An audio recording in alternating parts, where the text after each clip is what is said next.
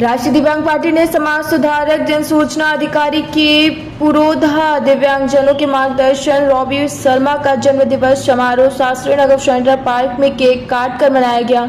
इस अवसर पर राष्ट्रीय दिव्यांग पार्टी के राष्ट्रीय अध्यक्ष वीरेंद्र कुमार ने कहा कि रॉबी शर्मा सच्चे समाज सुधारक हैं। इन्होंने हमेशा दिव्यांगजनों की तन मन धन से सेवा की है। रॉबी शर्मा दिव्यांगजनों के प्रेरणा स्रोत हैं।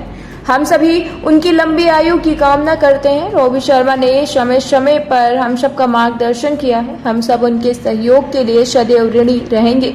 इस अवसर पर रॉबी शर्मा ने कहा कि जन सूचना अधिकार ऐसा हथियार है जिससे भ्रष्टाचार को रोका जा सकता है, जनता के अधिकारों को दिलाया जा सकता है। घुसा अभियान सफल रहा। जो विभाग जन सूचना के अधिकार के तहत सूचना नहीं देते हैं, जन सूचना आयोग उन पर जुर्माना लगा देता है।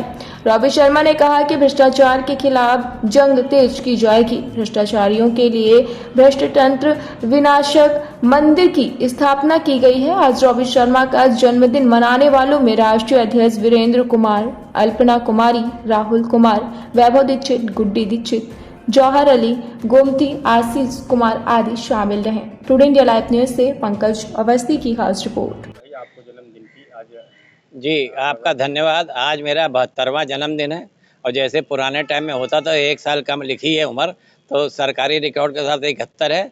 और ये जन्मदिन हम मनाते नहीं, मगर ये राष्ट्रीय विकलांग पार्टी वाले, विकलांग एसोसिएशन वाले वीरेंद्र कुमार जी मना रहे हैं, अल्पना जी मना रही हैं, बाकी सब राहुल भाई मना रहे हैं, सब लोग मिल के मना रहे हैं। हम अपनी तरह से नहीं मनाते और संदेश हमारा बस यही है कि न्यायपालिका हमारे देश की सुधर जाए और जनता को न्याय मिलने लगे तो बहुत अच्छा हो जाए। क्योंकि एक बार मैंने पढ़ा था कि राष्ट्र जो है युद्ध लड़ सकते हैं और बच सकते हैं और उन्नति कर सकते हैं। राष्ट्र जो है अकाल से लड़ सकते हैं, भूख से लड़ सकते हैं और उन्नति कर सकते हैं, उससे उभर सकते हैं। मगर जिस राष्ट्र में न्यायपालिका न्याय न दे वो राष्ट्र सदैव जो है बिल्कुल आप समझ लीजिए उनका विनाश सुनिश्चित है। और मेरे देश का भी होगा, ये भी सुनिश्चित मान लीजिए। भले कोई कुछ भी कहे, मगर ये न्यायपालिका जो हमारे यहाँ की, ये देश का विनाश सुनिश्चित करेगी या जितना हम बढ़ना चाहते हैं उसको आधे पे ले आएगी। आपने कानपुर में एक भ्रष्ट तंत्र का एक मंदिर स्थापित किया है, जो बहुत एक कौतूहल का विषय भी है। जी, क्या आशा वो इसी संदेश से दिया था। पहली बात तो ये था कि जब 100 में 90 बेईमान हैं हमारे यहाँ, तो ये IAS अधिकारी, PCS अधिकारी, जज, मजिस्ट्रेट ये जो है इज्जत के काबिल नहीं है। इनका जो बहिष्कार होना चाहिए वो बहिष्कारी हमने करा। वहाँ पे इस मंदिर में ऐसे लोगों का आना वर्जित है। IAS, PCS, जज, मजिस्ट्रेट और नेता जो है खास तौर पे MP, MLA। और कहना यही है कि अगर ये हर 6 महीने में अपना लाई डिटेक्टर टेस्ट और ब्रेन मैपिंग टेस्ट के द्वारा सिद्ध करें जनता के बीच में कि हमने कोई भ्रष्टाचार नहीं करा इतने दिन में, तो ये वेलकम है और देश भी आगे बढ़ेगा।